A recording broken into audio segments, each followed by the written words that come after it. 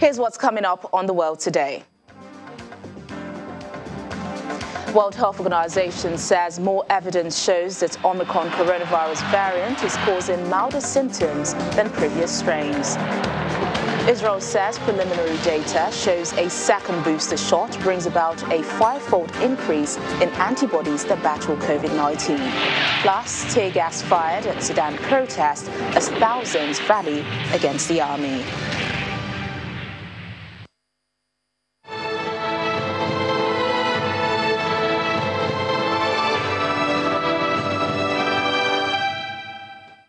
Hello and welcome to the program. I'm Teniola Shubowale.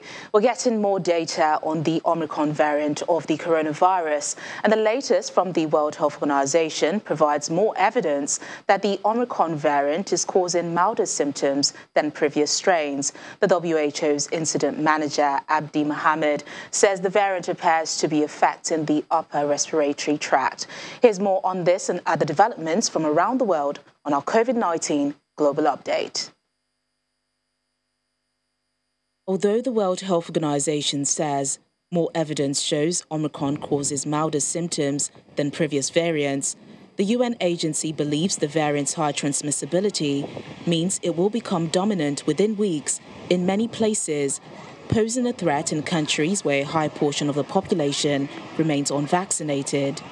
We are seeing more and more studies pointing out that Omicron is infecting the upper part of the body. Unlike other ones, the lung, who has been causing severe pneumonia. It can be a good news, but we really require more studies to prove that. We had a good number of studies coming up, proving again what we heard from South Africa, that the vaccine still protects you against hospitalization and severe disease and death. And that's what vaccines were designed. The challenge has not been the vaccine, but the vaccination and reaching those vulnerable populations. In other developments, the US has recorded more than 1 million new COVID cases, as officials warn the peak of a fast-spreading Omicron surge is still to come. A record 1,080,211 cases were reported over the past 24 hours, the highest one-day tally of new cases anywhere in the world. The Omicron variant accounts for the majority of cases in the United States. More than 1 million people in a city in central China have been confined to their homes after 3 asymptomatic coronavirus cases were recorded.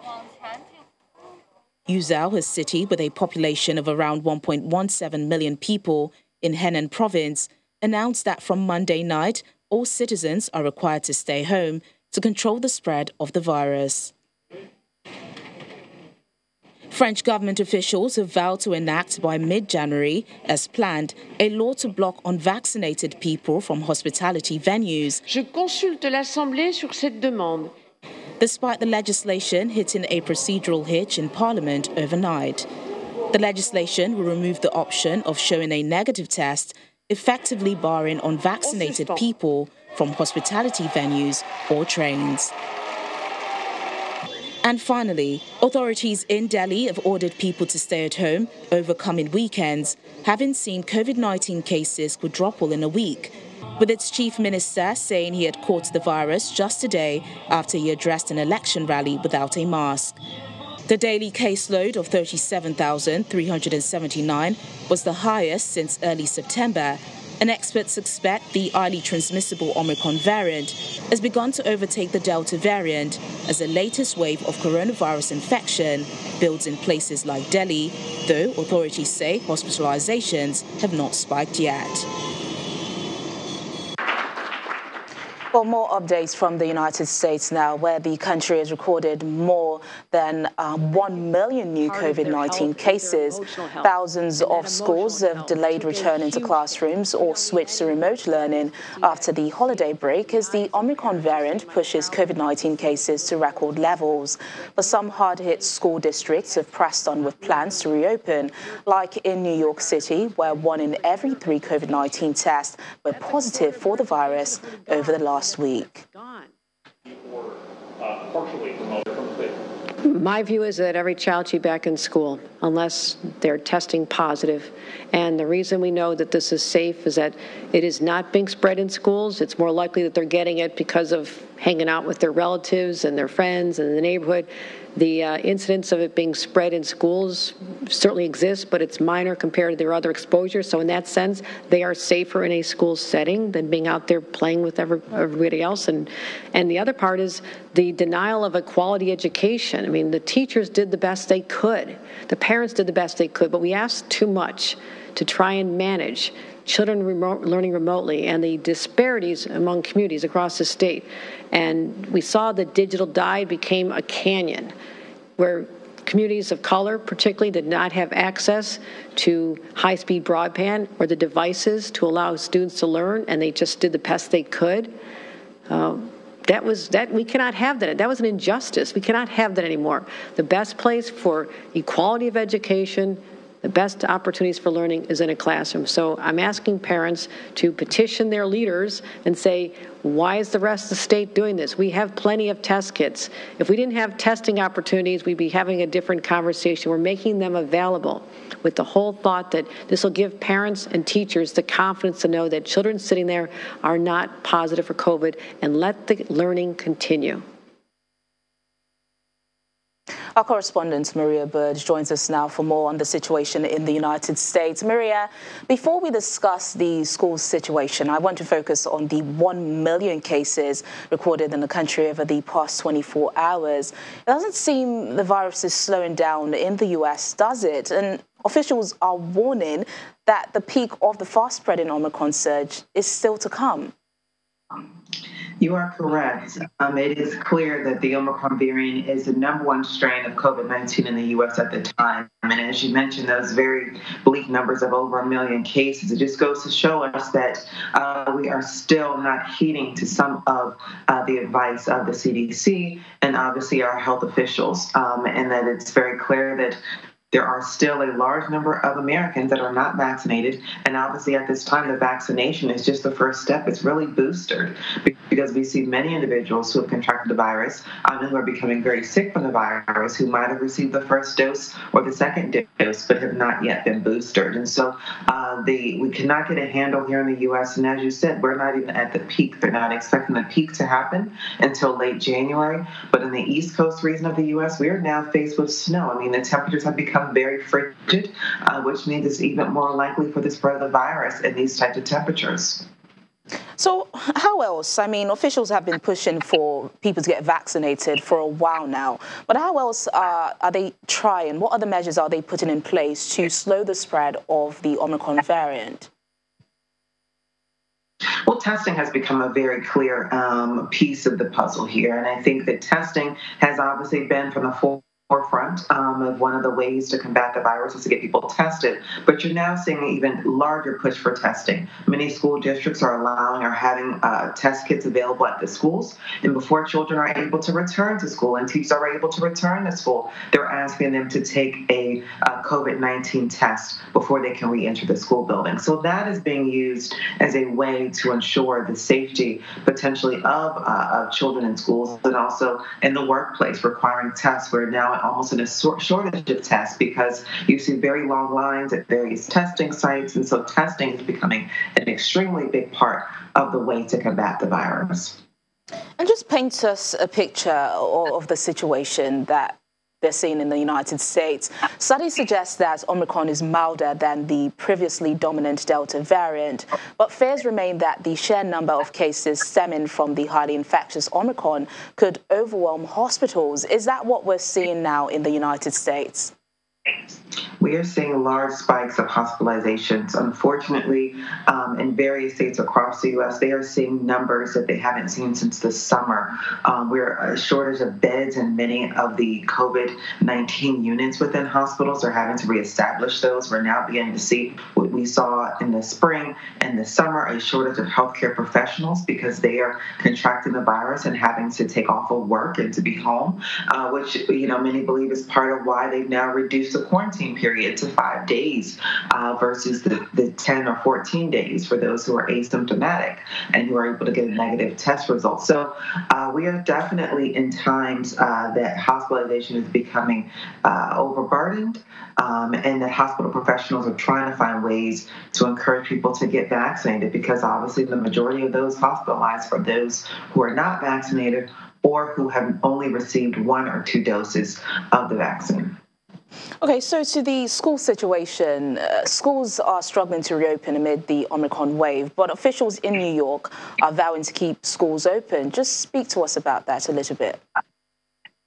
New York, is a state, and specifically if you look at New York City, it's an urban environment. I heard earlier in the show where they were stating that many students, especially students of color, are at a disadvantage when you talk about the broadband access to internet services. And so many times you'll have students who are home supposed to be virtual learning but don't have access to the proper tools to have effective learning environments. And so that is where you're seeing a challenge. So New York is a state that has a wide range of individuals, especially New York City, of access could potentially be a challenge for some of the most vulnerable communities. And so they're trying to ensure that every student has access. We already know there has been a learning shortfall for many of our young people due to the how long the schools were closed last year.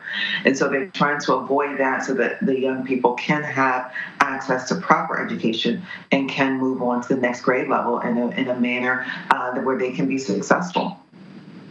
All right then, Maria, thank you so much for bringing us up to speed. Thank you. And away from the United States, Israeli Prime Minister Naftali Bennett says a 4th dose of COVID-19 vaccine boosts antibodies 5-fold a week after the shot is administered. He made the comments at Sheba Medical Center, which has given second booster shots in a trial among its staff amid a nationwide surge in Omicron variant infections.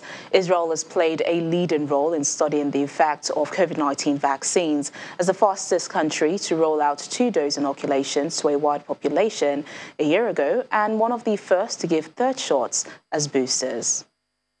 Significant increase in a week into the 4th dose. We know at a high degree of certainty that the 4th dose is safe. That's the first piece of news.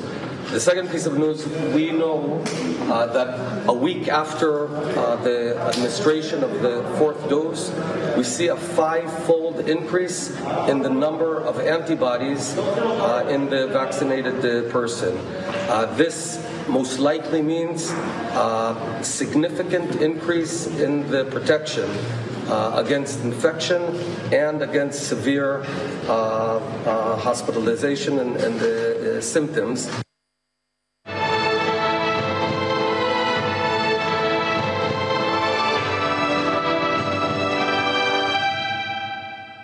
Away from the COVID-19 pandemic, Sudanese security forces have fired tear gas at anti-coup protesters in Khartoum, chanting slogans against the military days after the resignation of the country's civilian prime minister. Protesters were heard shouting no to military rule and called for the disbandment of Sudan's ruling council, headed by General Abdel Fattah al-Burhan, who led an October 25 coup that derailed a transition to civilian rule. Thousands of protesters have also gathered across Sudan, including in Khartoum and its twin city of Omdurman, as well as the eastern city of Port Sudan and the South Darfur capital of Nyala.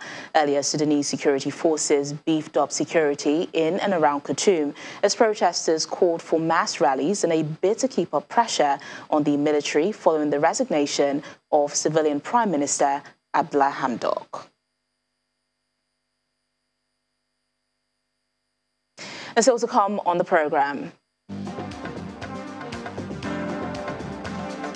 DC Snowball fighters engage in a battle. Well, that's the battle of Omicron. More details in a moment. Please stay with us.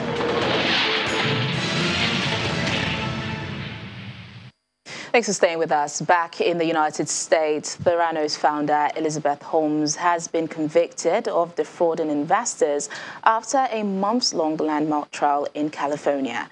Prosecutors said Holmes knowingly lied about technology she said could detect diseases with a few drops of blood. Jurors found Holmes guilty of conspiracy to commit fraud against investors and 3 charges of wire fraud. She denied the charges, which carry a maximum prison term of 20 years each. Holmes was not taken into custody, with no date confirmed yet for sentencing and a further hearing scheduled next week. U.S. Attorney Stephanie Hines, and she has said the jurors in this 15-week trial navigated a complex case amid a pandemic and scheduling obstacles. I thank the jurors for their thoughtful and determined service that ensured verdicts could be reached. The guilty verdicts in this case reflect Ms. Holmes' culpability in this large-scale investor fraud, and she must now face sentencing for her crimes. That's all we have. Thank you. Gunmen have unsuccessfully attempted to assassinate the Prime Minister of Haiti, Ariel Henry, during an event on Saturday commemorating the country's independence. Henry's office says that bandits and terrorists had tried to shoot the Prime Minister at a church in the northern city of Gonaives, where the ceremony marking the 218th anniversary of independence was taking place.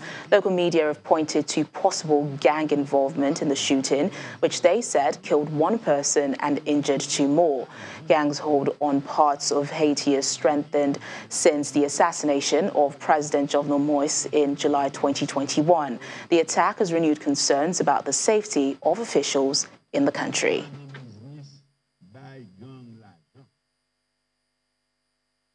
A 49-year-old man accused of setting a fire at South Africa's Parliament building in Cape Town has appeared in court to face 5 charges, including arson and possession of an explosive device. Prosecutors allege that he was found at the site with explosives.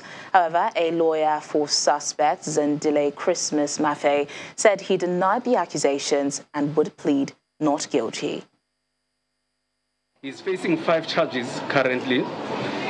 Those charges include housebreaking with intent to steal and theft, 2 counts of arson, possession of an explosive device, and destruction of essential infrastructure. The case has been postponed to the 11th of January. Life for Afghanistan's poor has always been hard, but it's getting worse. In winter, it's bitterly cold with temperatures that can drop below freezing and biting winds. With no jobs and food prices high, many Afghans are desperate with no idea where the next meal will come from. As winter sets in, Razia, a 35-year-old mother of 5, who collects leaves and branches in the autumn to heat her home in a cave in the central province of Bamiyan, is worried about how to survive the freezing temperatures this year with scarce food. Winter is always hard. But this winter, there's really no work for my husband. This winter is definitely harder compared to others. There's nothing. Stories like Razia's are increasingly common in a country struck by severe drought and where money has run dry. Before the Taliban toppled the Western-backed government in August, the economy relied heavily on foreign aid. But with the international community wary of the Islamist militant movement and the United States imposing sanctions on some of its leaders, that support has all but disappeared. In the winter, we normally borrow what we need from shops, and we repay the loan after 2 or 3 months when the work starts getting better. But there have been big changes since the Taliban took over. There is no work, prices have gone up, people have left the country. The United Nations estimates nearly 23 million Afghans, about 55% of the population, are facing extreme levels of hunger, with nearly 9 million at risk of famine as winter takes hold. A 57-year-old widow, Kubra, is trying to find fuel to heat the single room she shares with 8 family members. The family normally lives on potatoes and plain rice dish called shola, but the food is running short. Vegetables are now out of reach. My life situation is bad enough already. Now we have only rice to eat, nothing else. And food prices risen this year too. Taliban officials say they're aware of the problems facing the poor, which they say stem partly from the effects of more than 4 decades of conflict and mismanagement under the previous government. They have also repeatedly called on Washington to unblock around $9 billion in central bank assets.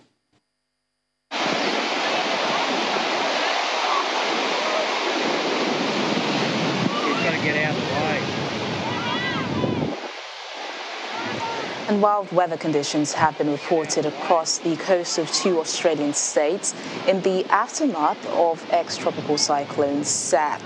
An eyewitness captured locals gathering to help a man as the cyclone triggered tides washed his vehicle off Rainbow Beach.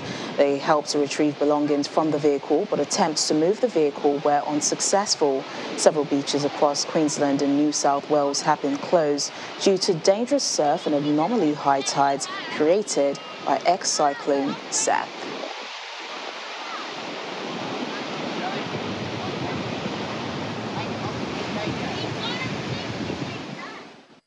And now to the battle of Omicron. Opposing armies of Snowball fighters have pummeled each other on Washington, D.C.'s National Mall after a storm unleashed heavy snow on the nation's capital. Well, in a nod to the coronavirus Omicron variant, the event was dubbed the Battle of Omicron by the Washington, D.C. Snowball Fight Association. That's a Facebook group that organizes regular snowball fights. Each side took turns charging in the epic showdown. Today we're letting it all loose on unsuspecting adults.